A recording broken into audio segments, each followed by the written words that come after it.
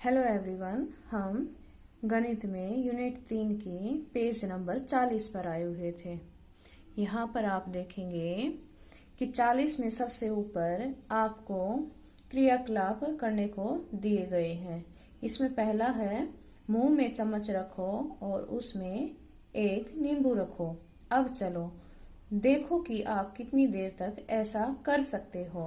बच्चों, ये एक बहुत अच्छा गेम है। ये आप अपने बहन भाइयों के साथ, अपने दोस्तों के साथ कर सकते हो। इसमें बड़ा ही मजा आएगा। यही खेल सिर पर लोटा रख कर भी करें। फिर सिर पर एक लोटा रख कर चलना है और फिर देखना है कि निश्चित दूरी पर कौन सबसे पहले पहुंचता है और आप ये कितनी देर तक कर सकते हो। फिर है दोनों हाथों में एक एक चम्मच लेकर उसमें एक एक नींबू रखकर आप कितनी देर तक चल सकते हो। फिर दोनों हाथों में एक एक चम्मच लेना है और उनमें नींबू रखकर चलना है। फिर देखना है कि आप कितनी देर चल सकते हो। फिर यहाँ पर आपको चित्र में दो बहन भाई दिखाई दे रहे होंगे। इसमें ये लड़का कहता है, दीदी एक दिन में तो 24 घंटे होते हैं और घड़ी में तो केवल 12 तक ही गिनती है। फिर बाकी घंटे कहाँ गए? तो आपने भी देखा होगा कि घड़ी में तो 12 ही घंटे होते हैं। तो तुमने बिल्कुल ठीक कहा मोनू। इन दोनों घड़ियों को देखो, क्या समय में कोई अंतर है? तो इसको अभी मैं ऐसे करती हूँ और फिर देखिए, अब इस घड़ी में भी ये जो घंटे वाली सुई है ये 6 पर है और मिनट वाली 12 पर है। और इसमें भी सेम यही है। इसमें घंटे वाली सुई 6 पर है और मिनट वाली 12 पर है। तो आपको दोनों में कुछ अंतर दिखाई दिया? मुझे तो नहीं दिया, आपको भी नहीं दिया होगा, है ना? तो अब ये कहा है, अब इन दोनों चित्रों को देखो और सोचो कि इन दोनों घड़ियों के समय में क्या अंतर है। अब इसमें भी 6 बजे हैं और ये बच्चा सोकर उठा है, यानी कि ये तो सुबह का चित्र है। लेकिन ये बच्चे यहाँ पर खेल रहे हैं और इस घड़ी में भी 6 बजे हैं। तो इसका मतलब ये सुबह 6 बजे तो बच्चे नहीं खेलते, तो शाम को 6 बजे खेलते हैं। तो इसका मतलब ये चित्र शाम का है। तो इसके बाद यहाँ पर हमें समझाया गया है, तो कुछ समझे मोनू? घड़ी की सुइयां 24 घंटे अर्थात एक दिन में 2 चक्कर लगाती हैं और इस तरह 12 जमा 12 24 घंटों का समय दिखाती हैं। यहाँ पर बच्चों एक चित्र दिया गया है कि जिसमें एएम और पीएम दिखाया गया है। जो एएम होता है वो रात्रि के 12 बजे से लेकर दोपहर के 12 बजे तक होता है और जो पीएम होता है अपराह्न, वो दोपहर के 12 बजे से लेकर रात के 12 बजे तक होता है। इसको मैं एक चित्र के साथ आपको समझाती हूँ। पहले तो आप इस घड़ी में देखिए, यहाँ पर एक आर हैंड बनाया है मैंने, एक मिनट हैंड है। तो आर हैंड 12 से चलकर 1 पर गई, तो अब कितने बजे हैं? 1 बजा है। अभी 2 बजे हैं। अब 3 बजे हैं। अब 4 बजे हैं। अब 5, 6, 7, 8, 9, 10, 11 और 12। तो बच्चों ये 12 से लेकर वापिस 12 पर आ गई, यानी कि इसने एक चक्कर पूरा कर लिया है रात्रि के 12 बजे से लेकर अब दोपहर के 12 बजे तक। और दोपहर के 12 बजे के बाद ये फिर से एक चक्कर पूरा करती है, तो ये 24 घंटे हो जाते हैं, यानी कि एक दिन पूरा हो जाता है। उसी बात को समझाने के लिए मैंने यहाँ पर एक चित्र बनाया है। इसमें मैंने 12 घंटों के हिसाब से भी टाइम लिखा है और 24 घंटों के हिसाब से भी टाइम लिखा है। बच्चों, रात के 12 बजे से लेकर और दोपहर के 12 बजे तक हम एएम लिखते हैं। समय के साथ हम एएम लिखते हैं। एएम की फुल फॉर्म एंटी मेरिडियम होती है, जिसमें एंटी का मतलब पहले और मेरिडियम का मतलब दोपहर होता है। तो एएम का मतलब हो गया दोपहर से पहले। दोपहर से पहले यानी कि पूर्वाहन। पूर्वाहन को क्या कहते हैं? दोपहर से पहले। और 12 बजे से लेकर, दोपहर के 12 बजे से लेकर रात्रि के 12 बजे तक हम पीएम लिखते हैं। पीएम का मतलब होता है दोपहर के बाद। इसकी फुल फॉर्म है पोस्ट मेरिडियम। पोस्ट मतलब बाद में, मेरिडियम मतलब दोपहर। तो पीएम का मतलब हो गया दोपहर के बाद। और दोपहर के बाद का मतलब होता है अपराह्न। दोपहर से पहले का समय पूर्वाहन और दोपहर के बाद का समय अपराह्न। तो बच्चों, यहाँ पर हम एएम और पीएम कैसे लिखेंगे? यहाँ हम 1 से शुरू करते हैं।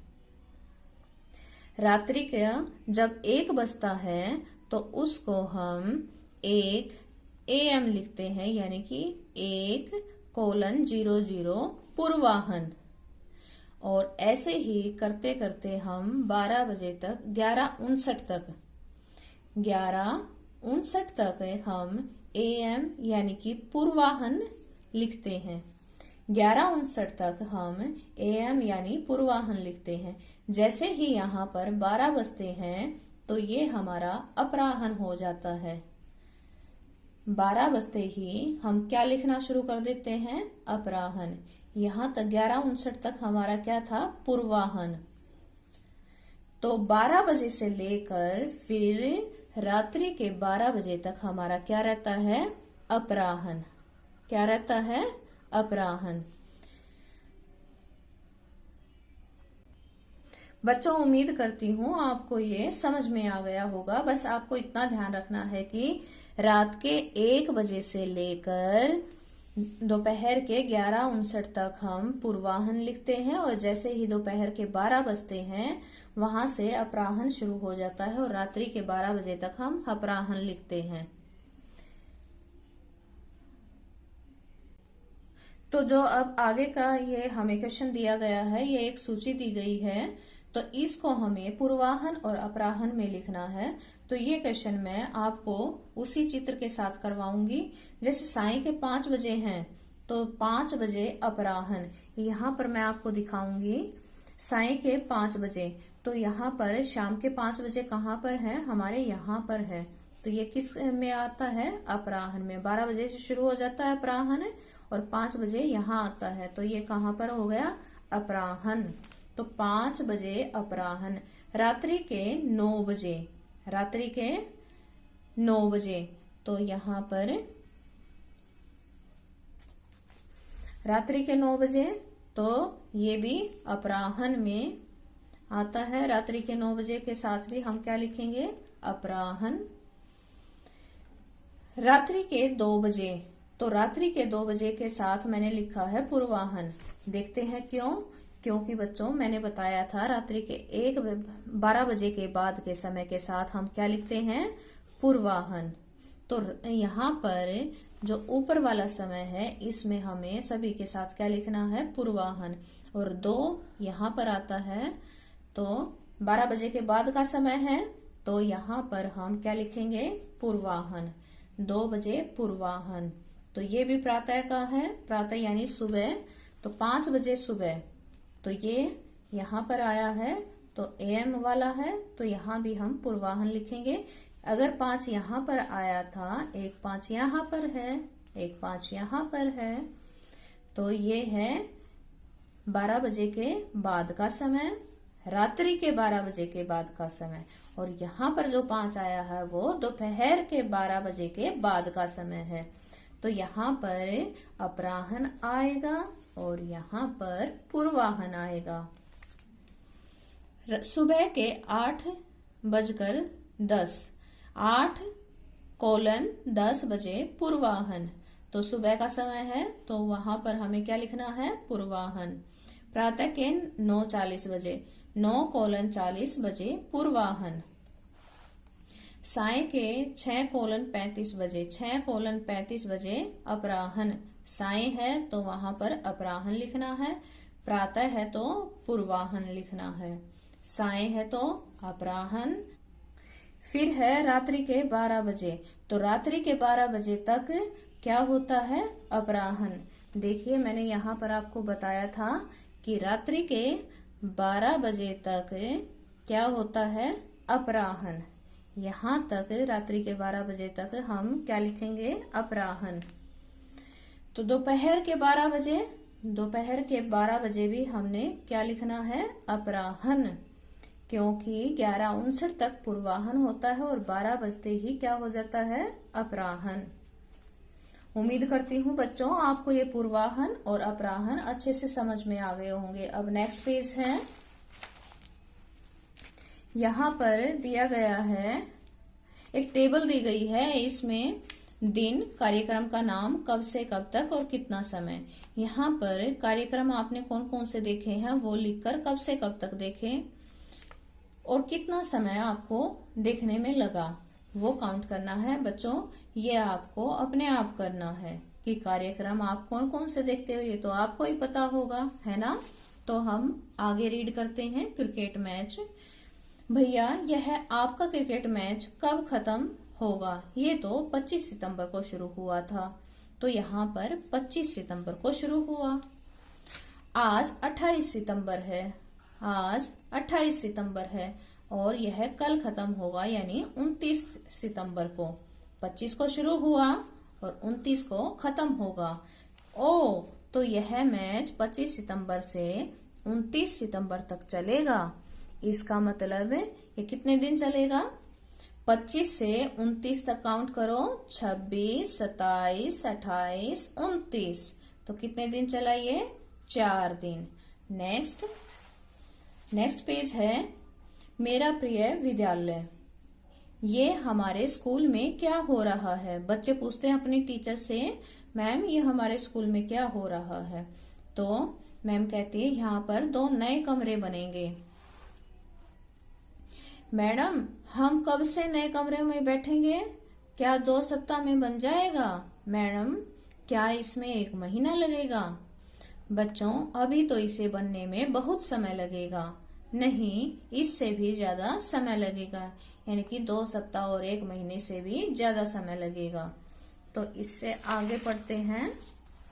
यहाँ पर ब्लॉक्स दिए गए हैं, इनमें अलग अलग तारीखें दी गई हैं कि किस तारीख को कौन सा काम शुरू हुआ। यहाँ पर फिर उनसे रिलेटेड कुछ क्वेश्चन पूछे गए हैं। तो यहाँ पर मैं पहला क्वेश्चन पढ़ती हूँ।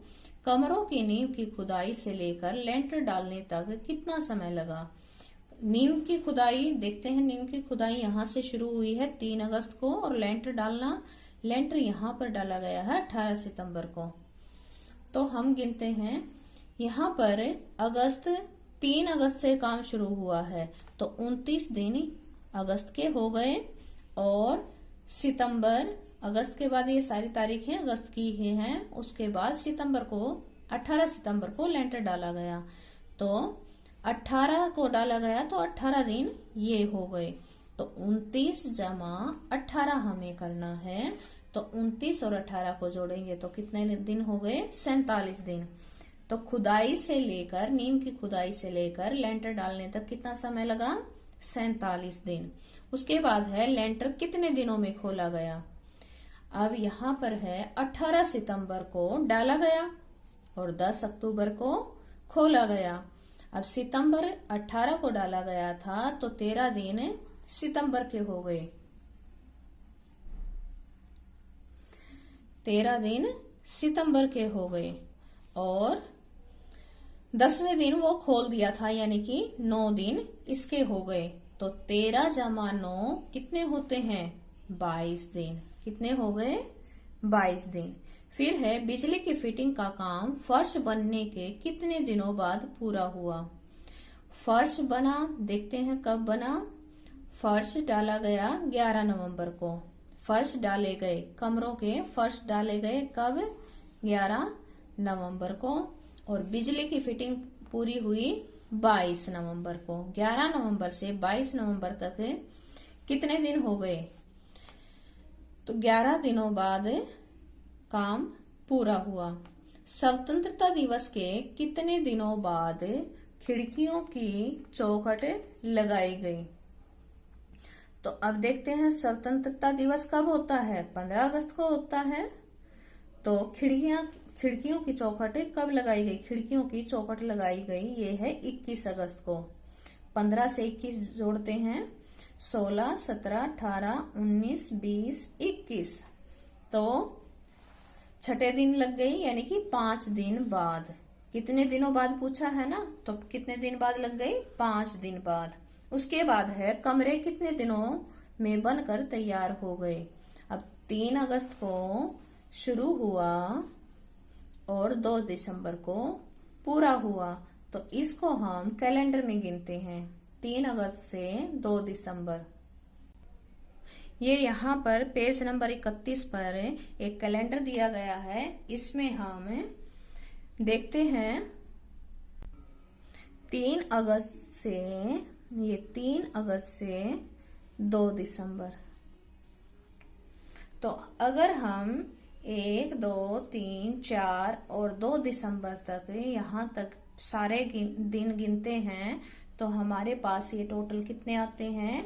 121 दिन। कितने आएंगे? 121 दिन। यहाँ पर मैंने लिख दिया है।